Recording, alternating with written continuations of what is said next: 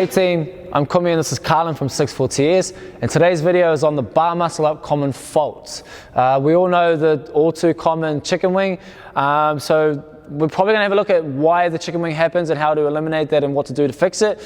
Firstly, before we go up and show what that looks like, well, you'd know that when you go to pull over, it'll go one arm, two arm, chicken wing. Okay, so we can look at building some more strict strength by doing strict pull-ups to help you get a higher pull on the bar. Extend your hips higher so there's not as much dead weight to have to pull over the bar, and then also that bar turnover transition, which we had in the box in the previous video for the drills. We're just jumping and we're practicing getting both elbows from underneath the bar to on top of the bar as fast as possible. Okay, so at the same time you're getting them there as fast as possible, they have to get there at the same time, not one at a time. So again, build your strict strength, get your hips extended higher to the bar, closer to the bar, and then also turning your elbows over at the same time with speed. What would also play a part in the chicken wing is feet splaying. So we'll get Carlin to do a feet splayed muscle up, which isn't the prettiest thing to do. So you go feet out the front arch, and then in this position here, the feet kind of open, and you can come down and take a break. The feet will open and they leak energy out in different directions. Your hip height will transition and shift, so you have a little bit of a hip shift, meaning that you're going to probably promote one elbow up before the other. Okay, so to fix this one, if you have this as a fault, we have just a lifting grip. You can use a wrist wrap or a sock or whatever it is, something that's light, but you're going to place it between your feet. Okay, you're going to have tension on that grip, and this will be the same for a ring muscle up as well. You're going to jump up, you want to keep a hold of that as best you can. You're going to do your muscle up again, and in that position we should have our nice feet nice and tight position. What this will actually do, so the aiding benefit of this is they're going to transfer the energy into the knee, up through the hip and over the bar, rather than leaking it out in all different directions and shifting body weights at different times. The next kind of thing that we were looking at is the no hip extension or disconnect in your turnover. So what this kind of means is that the disconnect in the turnover would be, we go into the arch position, we pull down on the bar, and then there's hesitation before the actual finishing momentum of coming up and over the bar. So we'll have a look what that looks like. It's pretty tough to do, by the way. Exactly that. Okay, so he missed the timing of the peak of transition point from pulling down on the bar into the seamless turnover. We've seen a pull down, hesitation, momentum was lost. It was almost a little bit of a deceleration of his energy and weight, and now there's an aggressive fight towards the bar. So what we want to do is we want to get rid of that disconnect as best we can. Remember that the flow sequence is from air chair to hip extension straight into the world's fastest sit-up. We like to use a term to think about it as almost you 95% finish one section of the movement before beginning the next one. However, if you go into 100% completion of the previous sequence, then you're probably going over the marker and starting to decelerate into that next movement, and then it's not as accurate as the movement should be in terms of flowing. So once again, you want to do a bad one where the disconnect and the turnover, you'll see the hesitation, and we pull, and there's a slight pause, and then we see that absolute fight high on the rib cage and trying to get over the bar. We'll actually have a look at what a good one looks like from there. So just the timing of the connection, so straight from the arch to pull down into the turnover, and then you see that seamless transition up top. Okay, we see a nice height on the bar as well in the catch. The no hip extension would be in that round two.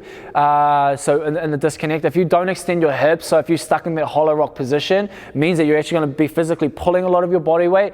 Ideally with the kip, and why we kip is to gain momentum and also develop as much energy transfer up to the bar as possible, creating less jobs to pull from your arms of body weight over the bar. Okay, there's a difference between doing a strict and a kipping bar muscle up. If you can do strict, you'll know that you definitely can't do as many strict as you could kipping. We'll have a look at what that looks like of leaving the hips stuck in hollow rock position. It might be a little bit difficult for Carlin not to extend, but we're going to see somewhere that the bar will pull to about here, and you'll see all this body weight from here down having to actually be pulled over the bar. Try. So hollow rock, and then there's no hip extension. We see the fight behind the bar, and he has to pull himself physically to the barbell, what we can do with that no hip extension is the floor open hip drill, back to the kipping pull-up drill. Okay, so it's down to basics. Remember that doing any kind of work on the ground will also help and aid up in the air. So the floor open hip drill, we could do the kip to air chair to hip extension. Look at all these movements on our movement library, they're all there. And then now finally we're going to have a look at the recycling of the rep for the bar muscle up, and this is probably the most common one for where we would see faults in the bar muscle up. It's not necessarily your first one, it's the second, third, fourth, and then eventually when fatigue sets in later down the line, like what's happening in that point in time. So the first thing what we're going to do is we're going to get Carlin to be on top of the bar, and we'll have a look at where his feet placement is to get into the next repetition. Remember that your last, or the end of the last rep is the initiation of the next rep.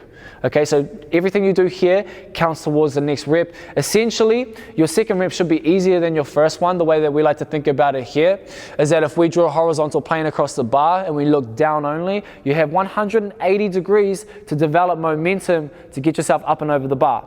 Okay, draw a circle around that. We all know what a pie looks like. We add into that another quarter, so we're on top of the bar at this point in time. We've added in another 90 degrees out of the full 360 that now we can create and develop more momentum. There should be reason enough for us to be able to have a greater second rep than the one before. However, it's all dependent on where you actually put your energy into the next momentum of the movement. Now, the common fault that people will have from the top is they try to jump into the next one and they kind of put it all out of whack. You just need gravity to do its job. All we want to look for from Carlin is when he's at the top of the bar, he's going to push himself slightly away from the bar only, just enough to clear his chin from the bar, and you're almost going to drop straight down. Okay, the difference is your feet will be slightly in front of the bar, and then he'll pull himself into that arch position after gravity has allowed him. Don't fall straight down and allow the amplified gravity to pull the force onto your shoulder joint. Okay, we still need to glide through that shoulder girdle to get that nice recreation of momentum. So have a look what that looks like. Jumping up to the bar muscle up. From the top here, slight pull away. The feet here will be slightly in front of the bar.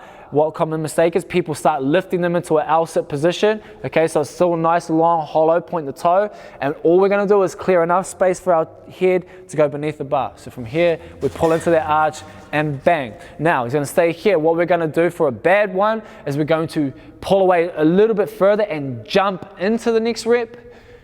To do that and jump in.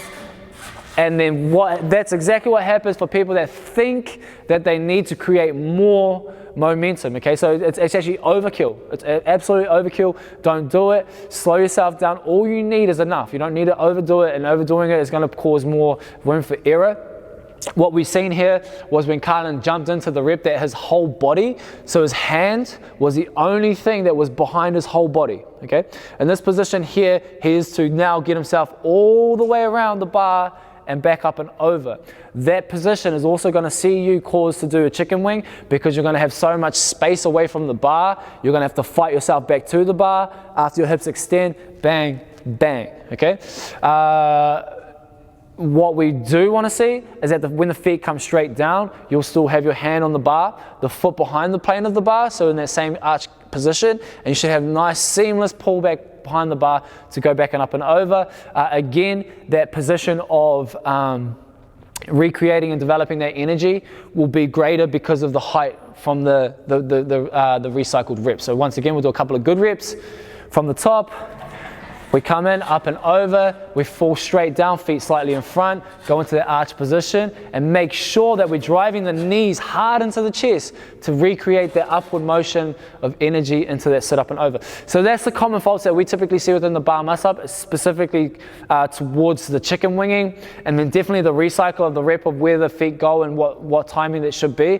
Remember not to fall straight down and amplify the exertion into the shoulder, into the bottom of the shoulder, and apply that force. We're trying to recycle the momentum. You don't need to overkill and jump straight into that rep. Okay, so just let it enough be enough, and basically that's the end of our video for the bar muscle up common faults. If you do have any questions, please fire them through to the comment section. If you think that you need more analysis on what yours actually look like, or some more description on what they could look like and a fix for that, please don't be shy to fire us through a message, and we'll see what we can do to help you out.